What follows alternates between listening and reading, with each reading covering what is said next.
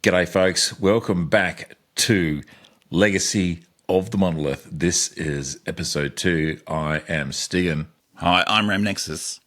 And we're two elder nerd siblings who are here to talk crap about sci-fi, basically, and fantasy and anything else that interests us. Anything of interest that crosses our path during the last week or two. Just as a public service announcement, we're going to do an audio-only version of the podcast. Yes. And we're going to put that on Apple Podcasts, and it will be on a couple of other media.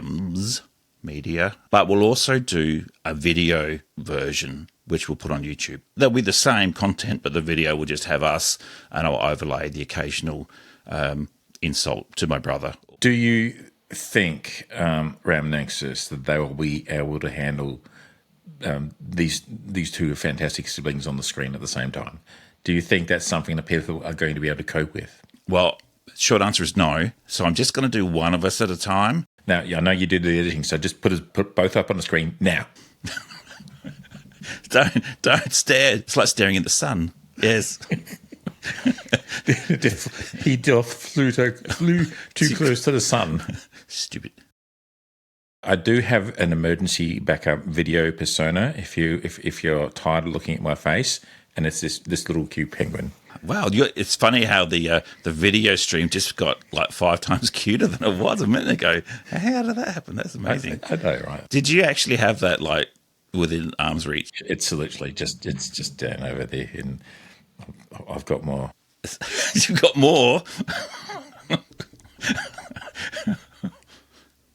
You know what just popped into my mind, and this is very fresh in my memory. Yesterday, I mowed the lawn in our backyard, and the grass was fairly high in places. One of our dogs has obviously gotten its jaws on one of my kids' stuffed toys. Yes. But I genuinely did not see the stuffed toy until it was underneath, and the whole thing just exploded, and it was guts, little stuffed toy guts everywhere. It was surprisingly satisfying, actually. Look, I had almost the exact same experience yesterday. I was mowing our back lawn, but instead of a small toy, it was a turd. Right, yeah. So I'd cleaned most of them, but I'd missed one. I'm sure it didn't bring a smile to your face like mine. For those who are watching, we both like to wear our caps. And what's your cap of the episode? Oh yeah, this is a cap, which is a reference to the video game Fallout 4, which I do make the occasional YouTube video about. I make technical videos, or videos looking at technical aspects of games, and I'm in the middle of one looking at Fallout 4, looking at different fields of view and how that affects the frame rate of the game. I genuinely look forward to it. I do enjoy your videos. It's actually quite fun. So Vim Cola is it's a bit like Pepsi. There's Nuka-Cola, which is Coke, and then there's Vim Cola, which is the runner-up, so to speak. So you really have to be, and it's only mentioned really in one of the DLC. This is what the kids call a deep cut. Exactly right. So yeah, fantastic. Those who know, but otherwise. And how about yourself? I see a Quake logo. This is a Quake logo. This is merchandise that was produced back in the good old days of 1997, where we had a Quake LAN party. And when I say LAN party, is yes, we had a router and we had cables and we were connecting it up. And and it was called Bloodbath 97, and possibly one of the first LAN parties that we had organised in this town. It was fantastic, yeah. They were quite an event. I was there, and there were a lot of people there. It was quite an event, and this is like very early days of the internet, and the word had got around. Mostly word of mouth. Yeah, that was quite spectacular because we had people. People were lugging in their desktops and their monitors, CRT monitors, and some people had really quite big monitors. Yeah. I do remember having to leave. I had to leave one of them early, and this is the limit of my knowledge of networking. It was a daisy chain network, so I had to disconnect, which means the whole daisy, everyone else was disconnected. Okay, so this was for the IT nerds out there. This was, I think it was Cat 2. Where we had T pieces, and you had to have a a connector on the end, a terminator at the end of the thing, and everyone was literally daisy-chained on one big thing. It's coming back. So to yeah, me. Yeah. but yeah, that was great fun back in the day, early days of That was good fun. gaming. So yeah, let's talk about what we watched recently. Ram Nexus, what have you been watching recently? I went ahead and made myself a list during the week. I put it on my phone and yeah, so it's actually quite a few. I'll go through them quickly. So please, for those of you who listened to episode 1, yes, I mentioned Cirilla, and talking about the fact that she was perhaps the genetic solution to a long-term program. So since that episode, the trailer for The Witcher 4 has been released. Yes, And Cirilla is the protagonist. She is the main character in it. Yes, indeed. And she's not only has a lot of Witcher powers, but she also saw some of the powers of the earth, which is not something witches can do, but it's something more akin to what sorceresses can do. And I'm very interested to see how that goes. So that was just good timing. So I thought I'd mention that. Did hear some talk that a bunch of unsavory incel types were not happy. A that there was the Witcher was a female lead, or B that she was an older character, that she wasn't cute enough, hot enough for them. Oh my God, really? She does look more rugged now. She's older. Yeah. But it just shows she's obviously done a heck of a lot of training and experience. Yeah. One of the things I liked about it, the whole concept of the witches, is they're not superheroes, and they don't go around and help people for the fun of it or for duty. They do it to get paid. It's a job. So even though this was quite an emotive trailer, she was still getting paid to do it. Like, she still received coin. Whose coin did you take?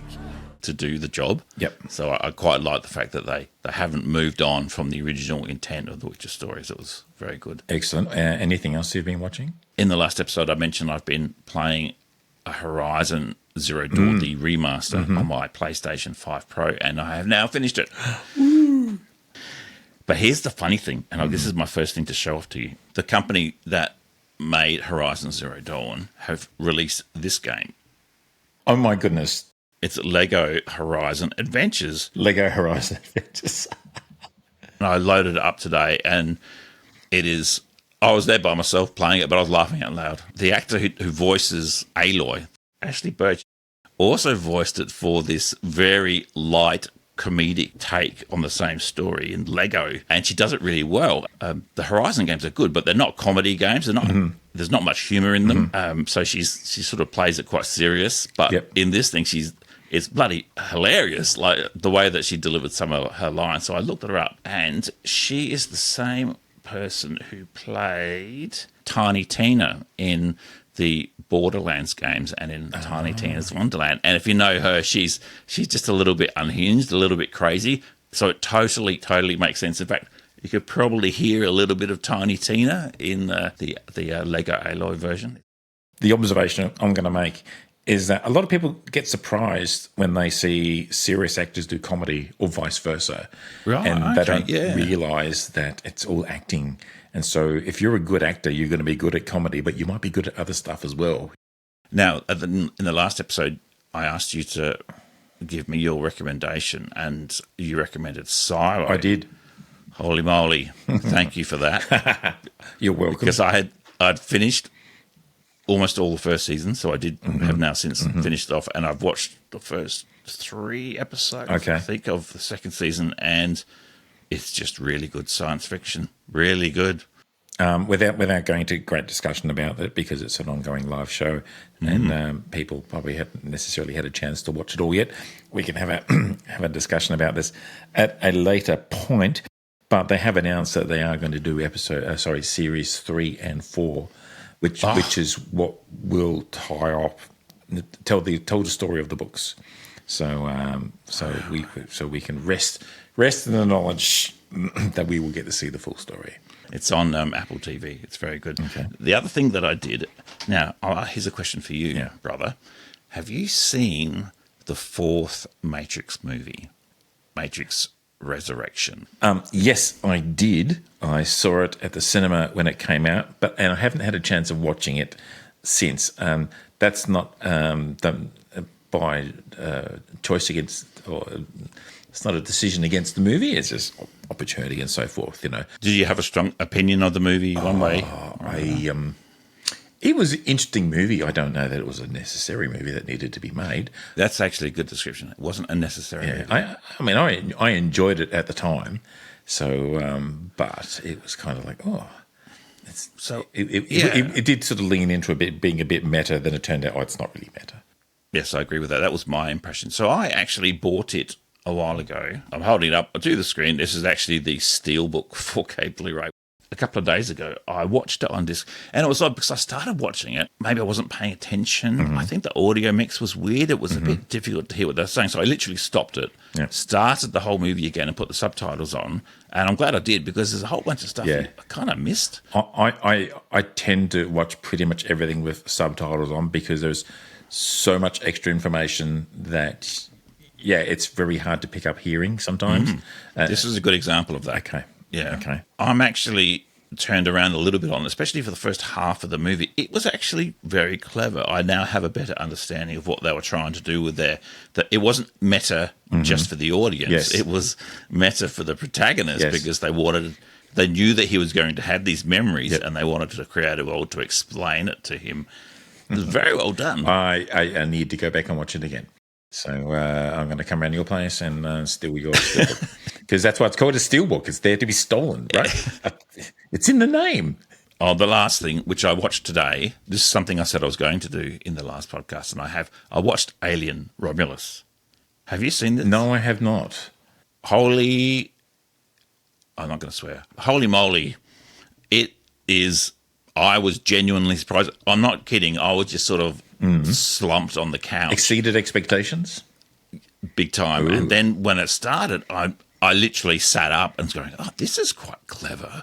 Didn't start on a spaceship. It's actually set 20 years after the first movie, but they've got, touches. They've got things that if you're a fan of the series, of the Aliens series, you'll recognise. But it's got its own very clever story. Strongly recommend it. I won't go into any more, but once you've watched it, perhaps we could have that as the movie of the week kind of thing, because there's a lot to unpack in it, actually. It's genuinely, surprisingly good. Now, here's the only other bad news. What? I went to try and buy it on 4K Blu-ray, and since the middle of last year, 2023, it turns out that Disney is now no longer releasing physical media in Australia. So it wasn't available. I just thought I'd be able to pick it up from JB because I know it's been released, but no, you have to import it, which is not cheap. So I had to buy it for $20 on Apple TV. Ouch. Which is, it's cheaper than it would have been on 4K Blu-ray, but it's also not quite as good quality, I guess. Pet hate of mine is the whole thing of, I bought a movie on my streaming service and then the streaming service shuts down. What happened to the movie I bought? Well, you never really owned it. All you did is you had a license to consume the media for an unspecified duration while that particular service is still operating. It would have cost over twice that, maybe 3 times what I paid to get 4K Blu-ray of it. Wow. Okay. So that's what I've been doing. What have I been watching? Look, you talked about a game trailer. I'm going to talk about the movie trailer for the new Superman movie. Of course. That looks really nice, to be honest, given that we're probably Superman to death a little bit. There's been a lot of Superman movies and a lot of movies with Superman in it lately, but this is the rebirth of the DC universe. With who's the director? James Gunn. James Gunn. Okay, I've got to forget. But James Gunn, who we know was responsible for Guardians of the Galaxy. He also made the Suicide Squad. Yes, and that was. Did I get that the right way around? The second Suicide Squad movie. Yes. Which was better, well, a lot better than the first. I mean, could hardly be worse.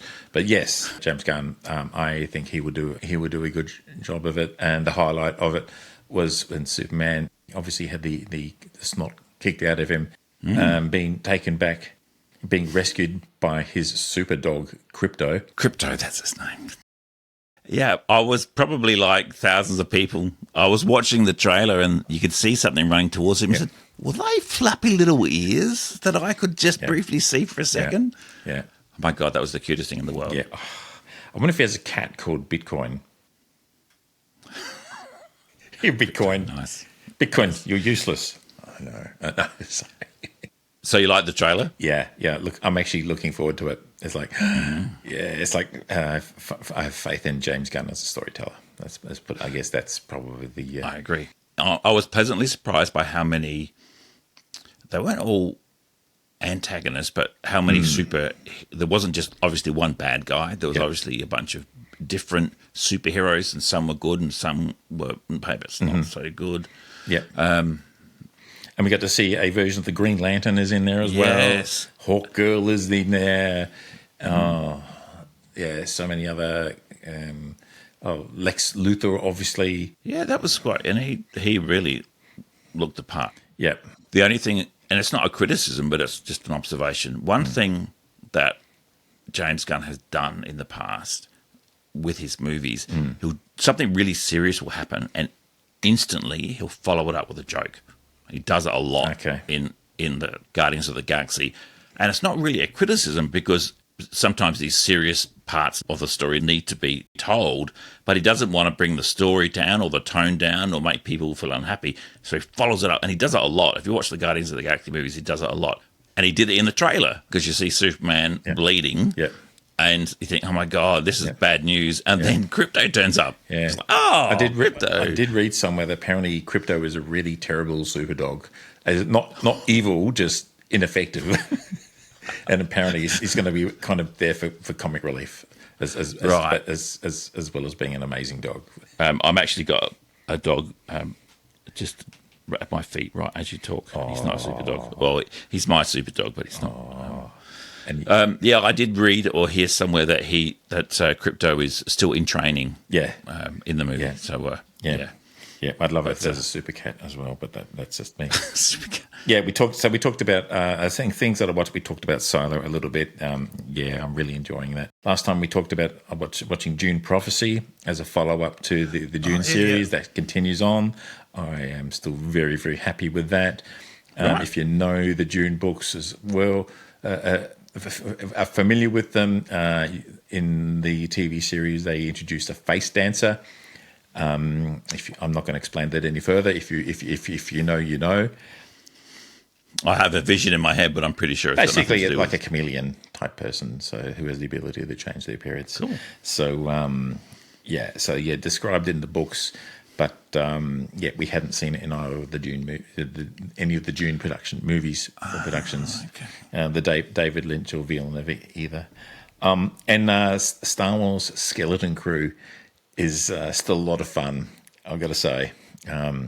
Really enjoying Jude Law as is he a goodie, is he a baddie kind of thing, traveling the universe with these kids. So obviously he has his own goals, but also he wants to kind of look after the kids as well, we think.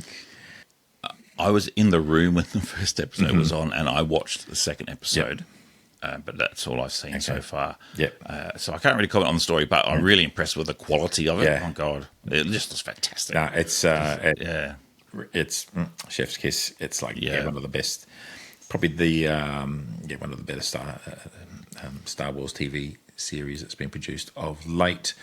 And also, I've been catching up and rewatching The Expanse, which is probably one of my favorite actual hard sci-fi stories based on a bunch of books by James S.A. Corey, who is actually two separate guys, but using the one pen name. Is that right? And they were, is that right? They were both involved in the script writing for the TV series. And so while it sticks fairly closely to the books, there are differences. And it's obviously like, well, if we had to write that now, we would have done it a bit differently. But it's set in, I think it's about the 24th century, something like that. So there's very fast, not faster than light, but very fast travel within the solar system. It's in the solar. It's set in the solar system. It's set within the solar system. It starts out within the solar system. Really? But the spacecraft do obey conventional physics.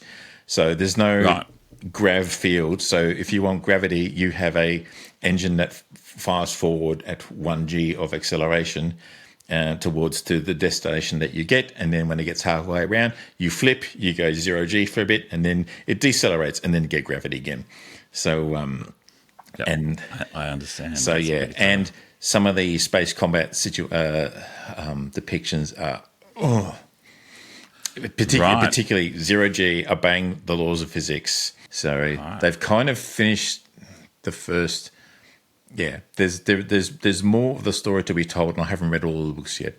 But apparently, the last few books are set like 30 years past the story that's told. I've seen the first season, Yeah. and it was a little while ago, Yeah. but I definitely appreciated it. Yeah, so and so you've got the Earth, Mars, and people who live out in the belt. So Yeah. and it's a lot of interesting observation of how human culture changes. It's just good sci-fi. It's good sci-fi. It reminds me a little bit of that book series, Red Mars, Blue Mars, Green Mars. Kim Stanley Robinson Kim Stanley Robinson, that's what it was. it is kind of particularly because some of it does actually happen on Mars, and Mars is colonized. It actually is an independent nation, and has a lot of resources, and is kind of and does have conflict with Earth. So That's right. Yeah. So because there are people who are born on Mars. yes. Yeah, I like, and in recent episodes, there was a character who was in the Martian Marine Corps, and the other people in his unit give him crap because he was actually born on Earth, and his parents his parents migrated to Mars, but he was born on Earth, so he's not a true Marsie, you know. So there's a great scene from, I think it's the first Red Mars book, where they've got the space elevator, basically. Yes. And it accelerates, and so as they get closer or get further away from Mars, the gravity changes. But there's one point it's 1G. Yep. It actually the same as Earth gravity. Yep. And this person who's from Earth says, your body never forgets. Yep. 1G. It was really quite a good point. Highly recommend those books. So let's have a moment's break, and then we'll come back, and then we'll start talking about our movie of the week, our movie of the episode, which is Ad Astra. Yeah. Is it ever? Okay. See you soon.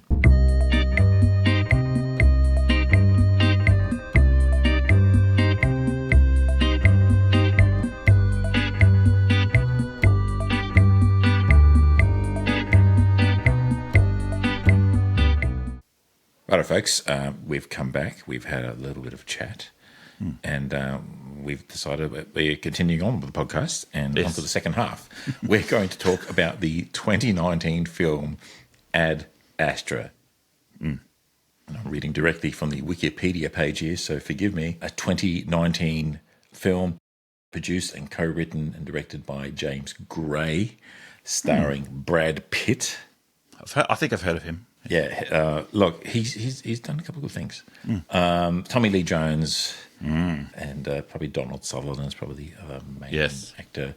Liv Tyler's in it as well. But I actually looked up the director because I had not heard of him, and he's got about half a dozen like proper movies out, but I don't think I've seen any of the other ones that he's made. Okay, I can't say I have heard of him. But so 2019. I remember going to see this at the cinema, and I remember walking out feeling very disappointed. Right. Yeah, because I thought I was going to see a big budget action sci-fi space adventure film. Yeah, and that's not what Ad Astra is. No. How would you describe Ad Astra? Well, I think some of the marketing may have been a bit mischievous in promoting it, because there are a couple of significant action sequences in the movie. Are you suggesting that they were perhaps highlighted in the marketing? Yes. I think my expectations were not being well managed. In the editing, I might try and find the trailers and maybe show some footage. Let's have a bit of a look at the trailer.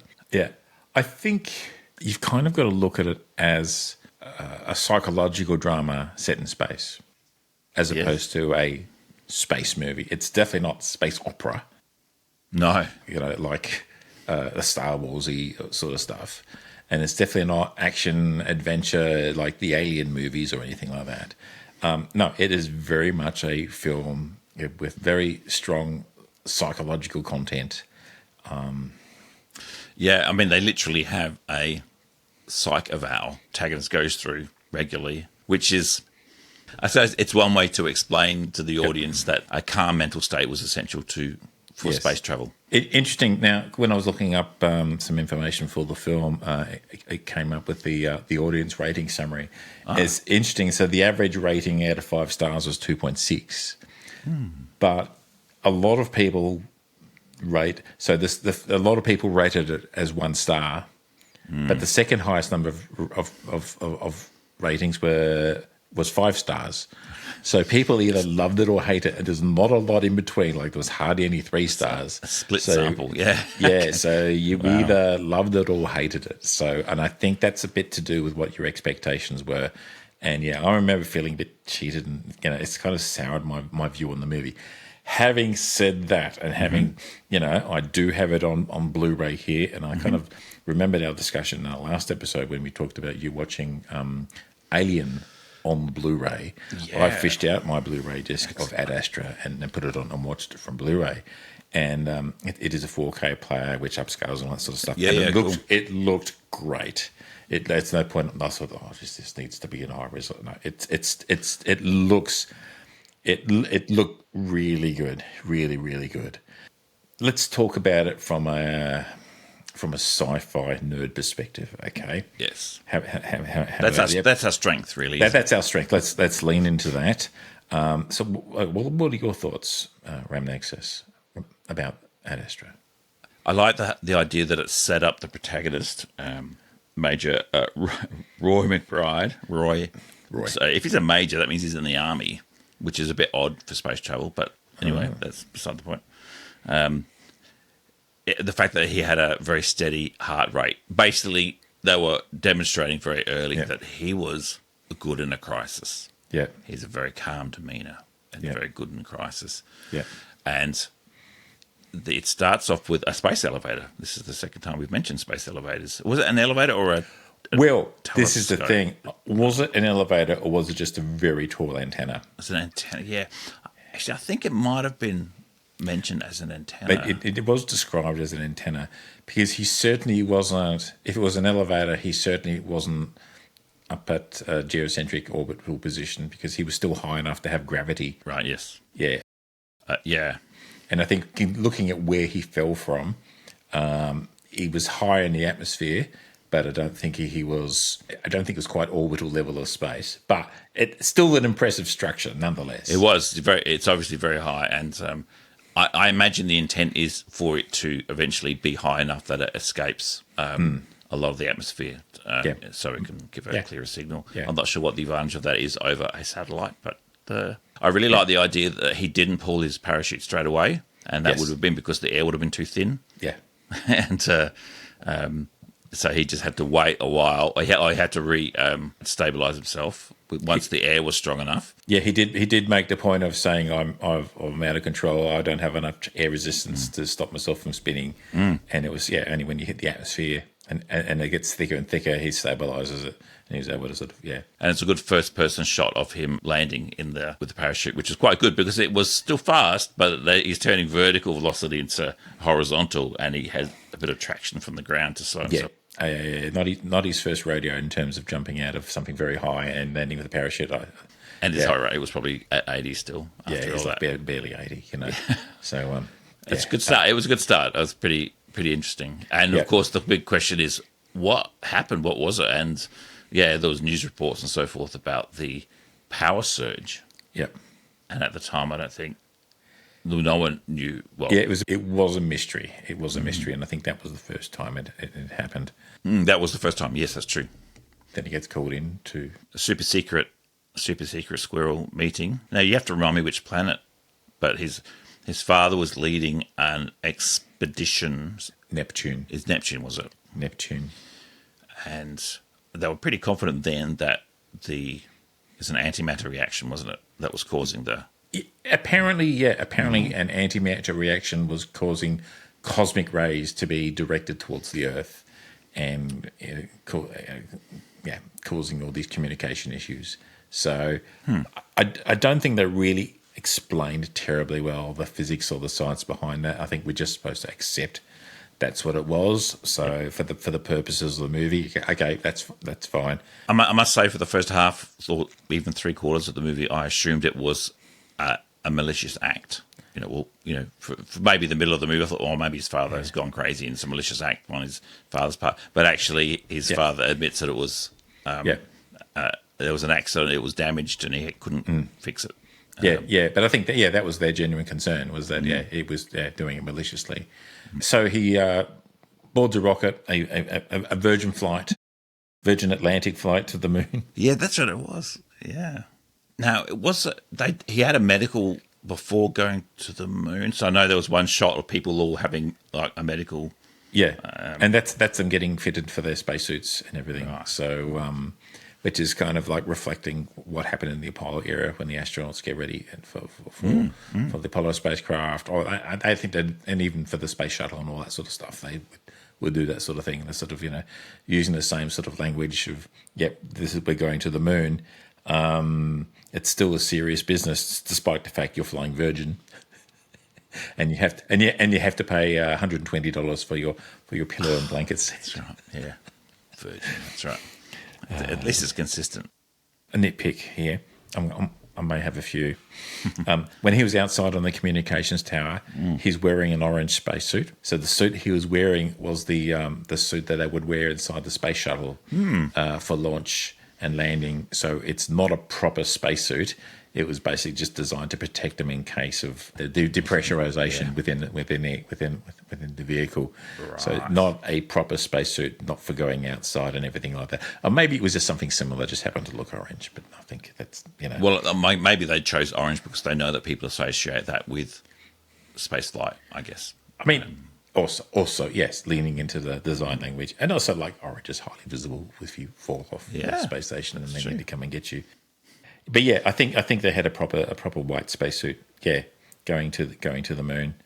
It was interesting. So the design of the rocket. It looked, we're talking like well into the future. It kind of looked. They didn't look like reusable rockets. It looked like a solid booster on the side, and it certainly detached, didn't it? When it and I was reminded the comparison between the detached portion landing on the moon, the scene, which was beautifully done, comparing that to 2001: A Space Odyssey, which had its own beauty, but time's traveled. Time's gone on, and we can do things in a different way now.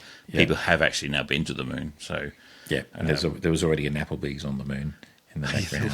That was, there's a few other things like that. I think, okay. They've just turned the moon into suburban America. Well, it sounds like the moon's almost a bit like Antarctica, and different countries own different portions of it, or have it's a territory for them. And I think that's actually the actual analogy that they use for the management of the moon in our real world. It's kind of it's basically considered a scientific preserve, a bit like Antarctica. So, but we'll see how that goes in the future in our current universe. So he lands on the moon, and they have the very cool scene of where him and Donald Sutherland climb into lunar rovers to drive a significant distance to another base to on the far side of the moon, so they could launch and head off to Mars. That's right. That's right. And that, I think you'll agree, was a highlight as far as depicting a realistic. Believable, I guess is a better word.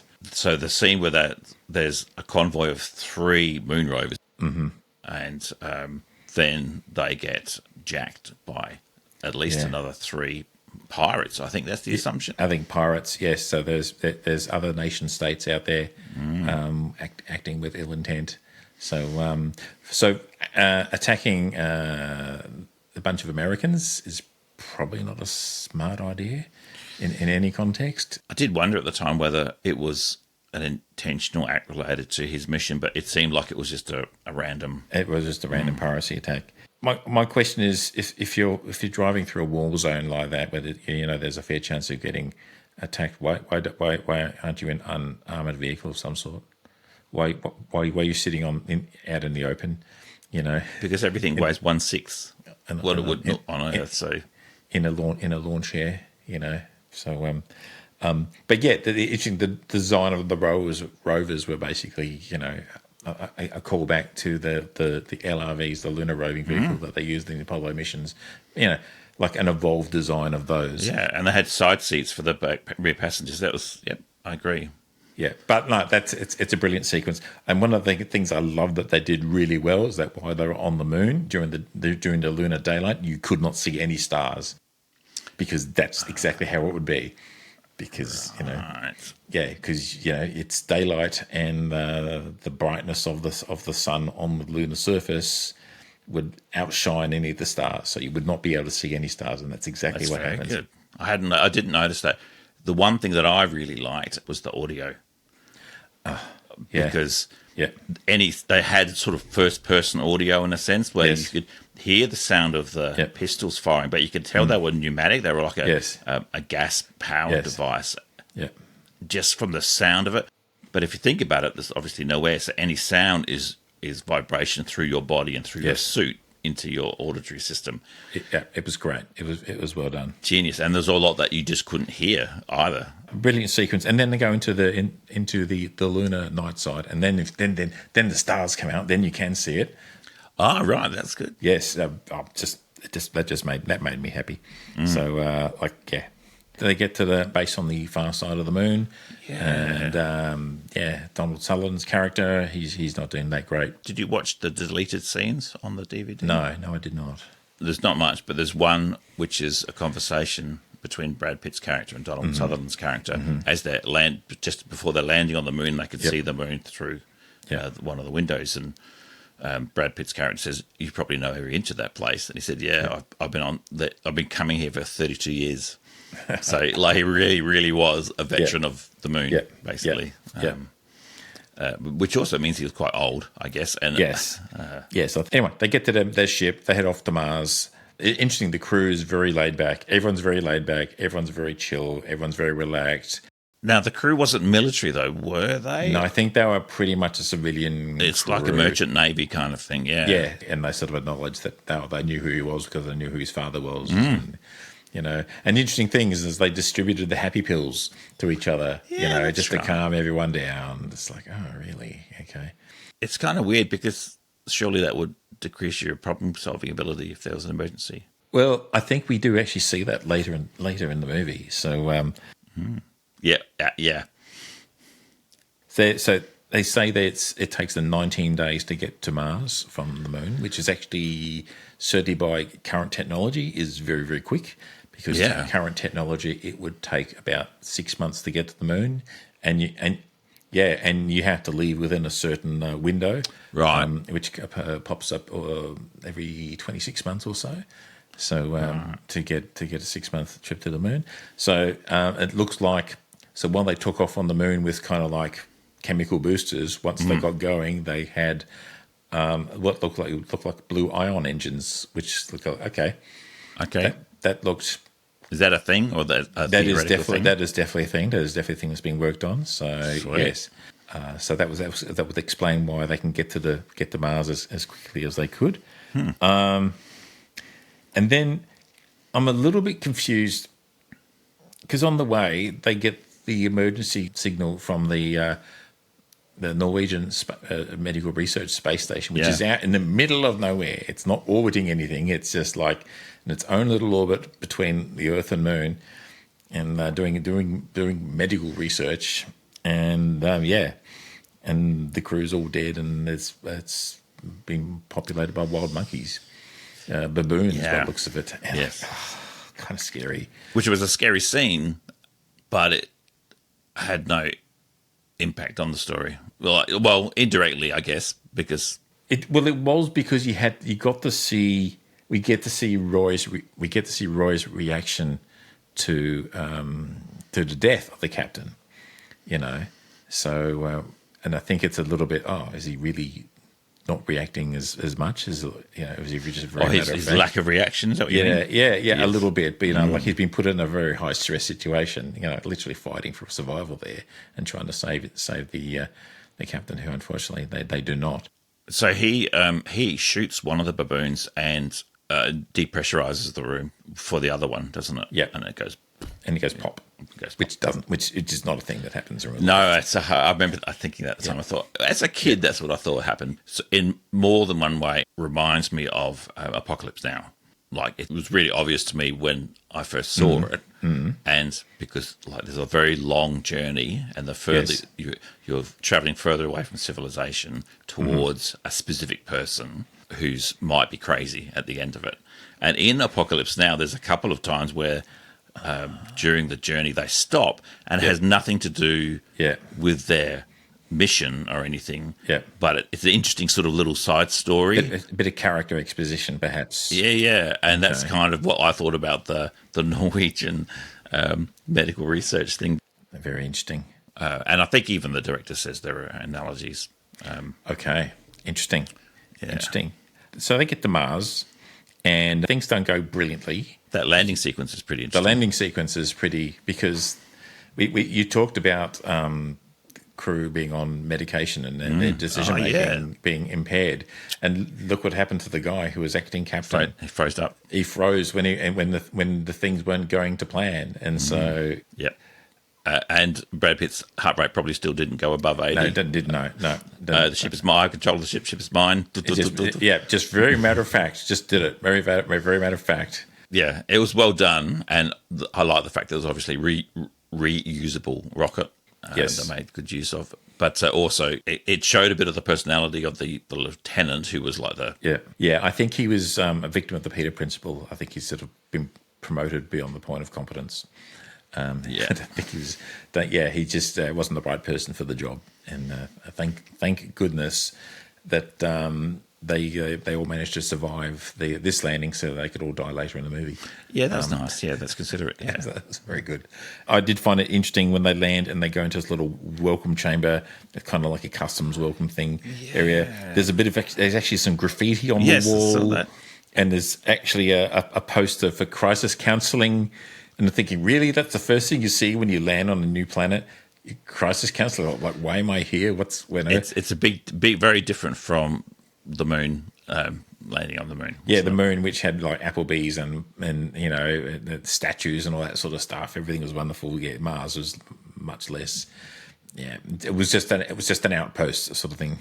The creepy thing was him having to record the message for transmission to his father.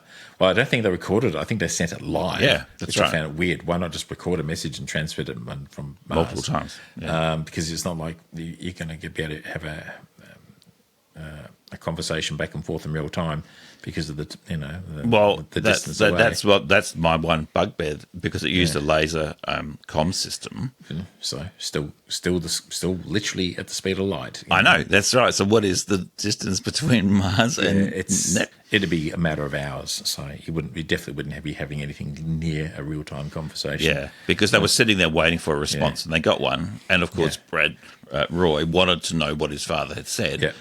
They just wanted to know where he was. They were just waiting. They wanted to locate him. That's the only reason they were doing it. Yeah. But that was that time. It was a time, and they didn't trust Roy.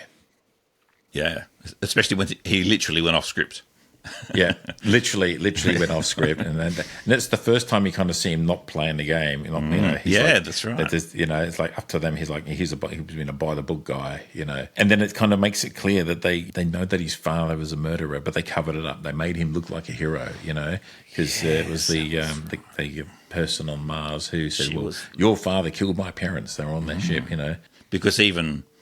Roy's father eventually says innocent people died with the guilty, and the implication is that her parents were part of the innocents that were sacrificed.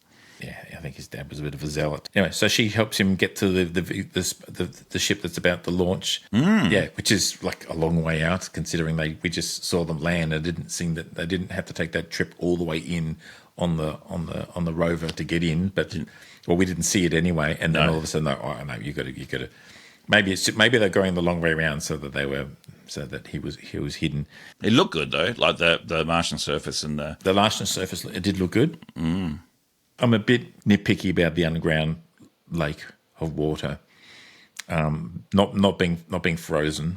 Yeah. Well, my son was watching some of it with me, and he said, "What's all that stuff in the water?" And I said, "I'm not sure it is water." I said, "It might be coolant of some kind." Yeah, it could be, or it could be water with a lot of salts in it, so it's still liquid. It's like sub-zero temperatures, and he would have needed a spacesuit to keep him warm to survive that.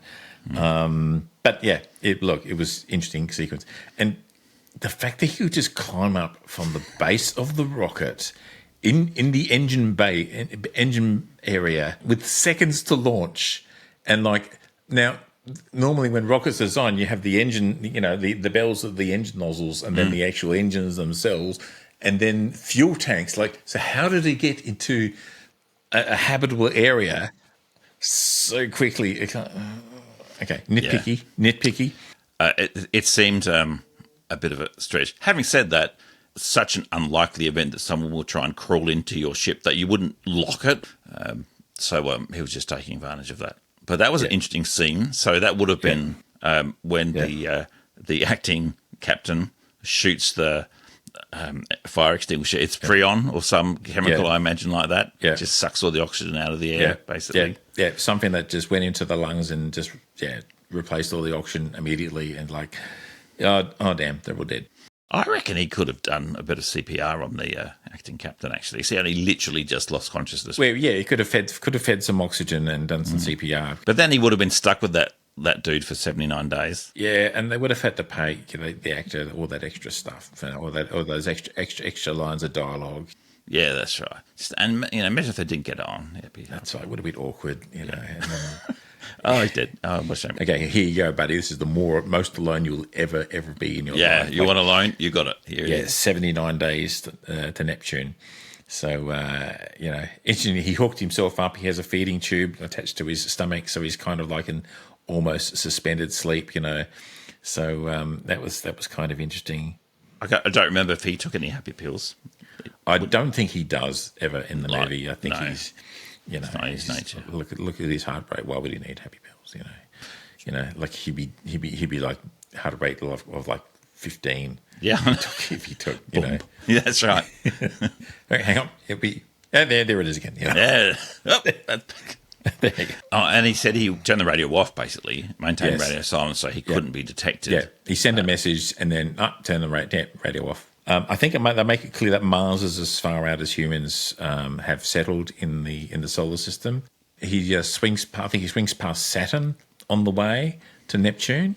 He did a gravity sling past Saturn. Right, yep. And then they get to Neptune.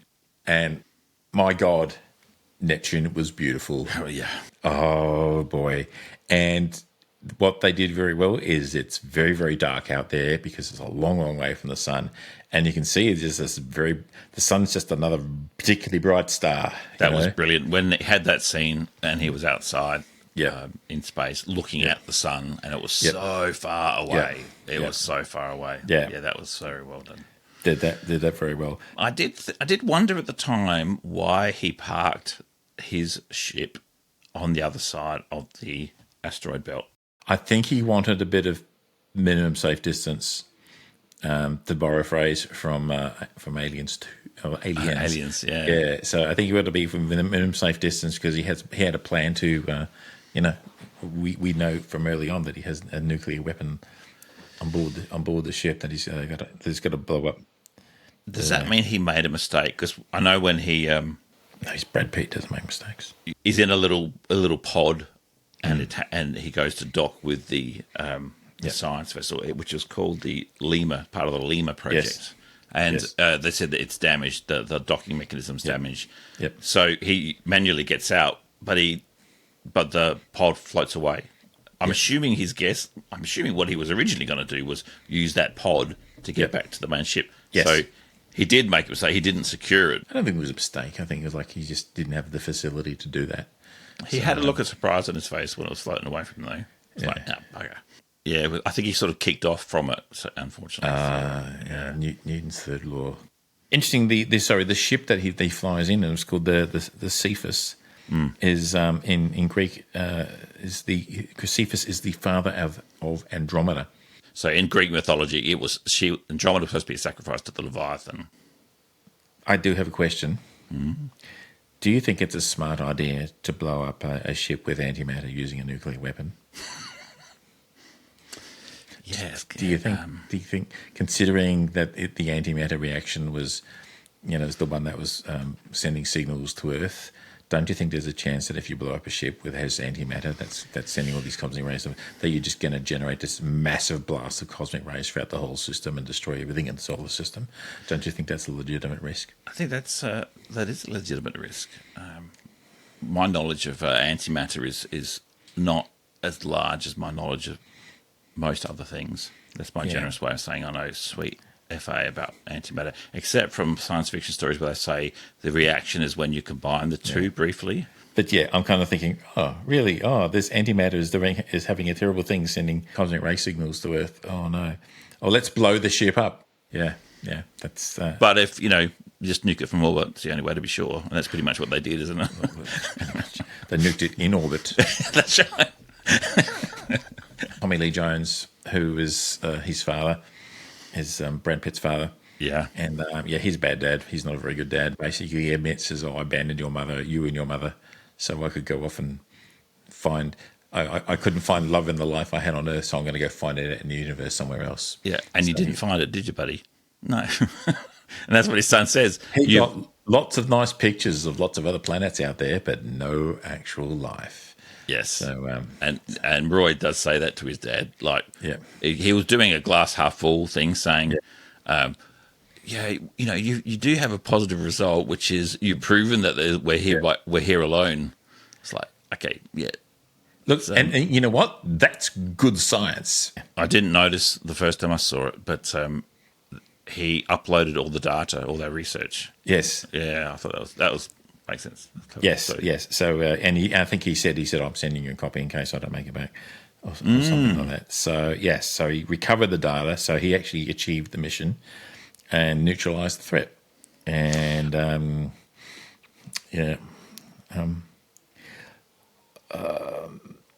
it's not a happy. It's not a happy movie in any sense at all. There's no sort of like, I'm